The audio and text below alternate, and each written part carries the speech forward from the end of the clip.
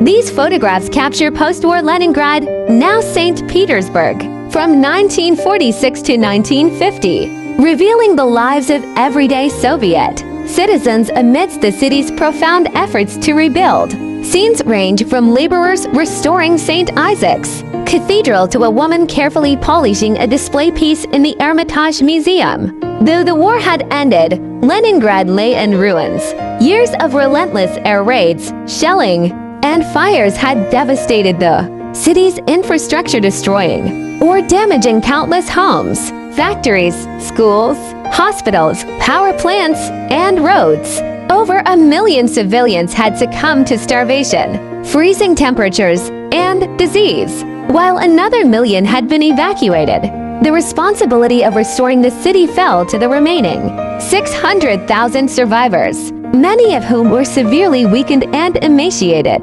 Part of the recovery included the heartbreaking task of burying the blockades. Numerous victims, nearly 500,000 people, were interred in 186 mass graves at Piskorevsky Memorial Cemetery, which during the war had been a massive pit where bodies were hastily laid to rest. The poet Sergei Davidov poignantly summarized this immense loss, writing, "Here lies half the city." Restoration of cultural institutions also began, including the Hermitage Museum, which had suffered significant damage by the time of the Nazi invasion. Museum staff and volunteers had packed and evacuated over 1 million artifacts onto freight trains bound for Sverdlovsk in the Ural Mountains, securing them in the Ipatiev House, the same building where the last Tsar, Nicholas II, and his family had been executed in 1918.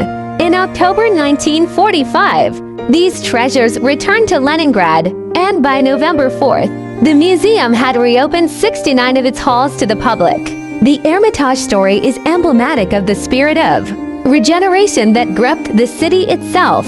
Facades were renovated, streets repaved, and parks replanted.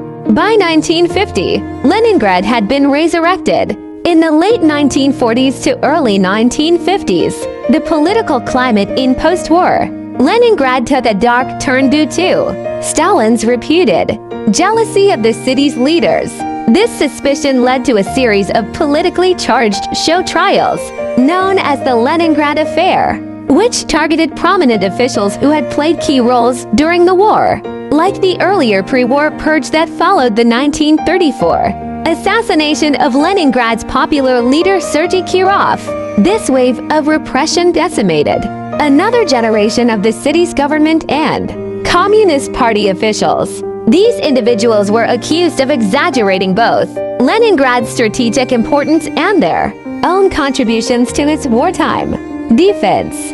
In the purge's aftermath, the Leningrad Defense Museum, created to commemorate the city's heroic resistance, was also dismantled, and countless valuable exhibits were destroyed. The museum was eventually revived in the late 1980s during the Glasnost era, which promoted openness and transparency in Soviet society. New evidence emerged, shedding light on previously hidden aspects of the city's wartime experience. The Siege of Leningrad was a prolonged and devastating military blockade imposed by the Axis powers on the Soviet city of Leningrad. Germany's Army Group North advanced from the south, while the Finnish army, allied with Germany, approached from the north, ultimately encircling the city. The siege formally began on September 8, 1941, when the Wehrmacht cut off the last road leading into Leningrad.